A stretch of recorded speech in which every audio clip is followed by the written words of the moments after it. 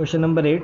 A solid cube of side 12 cm is cut into 8 cubes of equal volume. What will be the side of new cube? Also find the ratio between their surface areas. So we know the volume of the bigger cube is A cube, and A cube A we have 12 cm. So volume of bigger cube will be 12 cube. Similarly, volume of smaller cubes is equals to 12 cube, because this is the volume of the bigger cube and it is divided into 8 equal cubes. So volume of individual cube is equals to 12 cube divided by 8, that is equals to 216. So let the value of smaller cube edge is equals to x,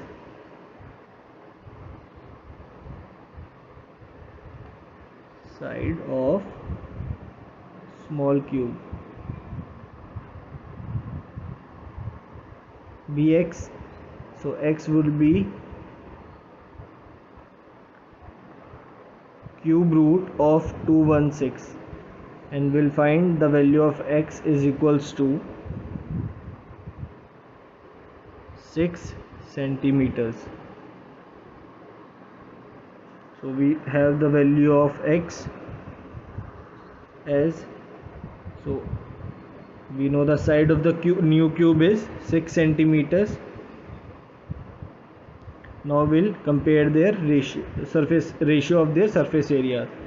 So surface area of the bigger cube is equals to 4a square, that is 4 times 12 square, and for the smaller cubes it is 4 times x square is equals to 4 divided by is equals to 4 multiplied by 6 square. So we'll take the ratio s upon s is equals to 4 into 12 by 4 into 6 का square. We can write it in this way, because this and 12 and 6 both are squared, so we'll take a square common.